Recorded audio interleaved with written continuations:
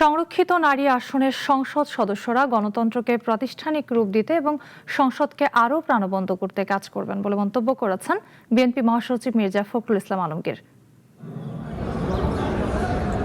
দুপুরে রাজধানীর জিয়া উদ্যানে শহীদ রাষ্ট্রপতি জিয়াউর রহমান ও সাবেক প্রধানমন্ত্রী বেগম খালেদা জিয়ার সমাধিস্থলে শ্রদ্ধা নিবেদন করেন সংরক্ষিত নারী আসনের সংসদ সদস্যরা। এ সময় তাদের সাথে ছিলেন বিএনপির মহাসচিব ও স্থানীয় সরকার মন্ত্রী মির্জা ফখরুল ইসলাম আলমগীর, ছিলেন জাতীয় সংসদের চিফ হুইপ নুরুল ইসলাম মনি এবং বিএনপির স্থায়ী কমিটির সদস্য সেলিমা রহমান। শ্রদ্ধা নিবেদন শেষে মির্জা ফখরুল সাংবাদিকদের বলেন, সংরক্ষিত নারী সংসদ সদস্যরা এই সংসদকে আরও প্রাণবন্ত করতে কাজ করবেন।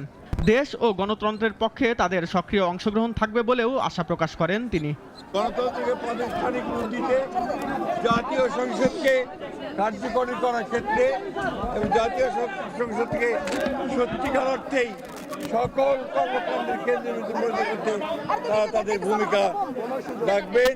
পরে সংরক্ষিত নারী এমপিরাও দেশের জন্য কাজ করার প্রত্যয় ব্যক্ত করেন।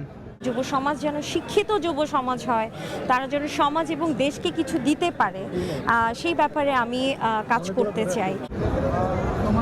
ডেজাই রাব্বি, নাগরিক, ঢাকা।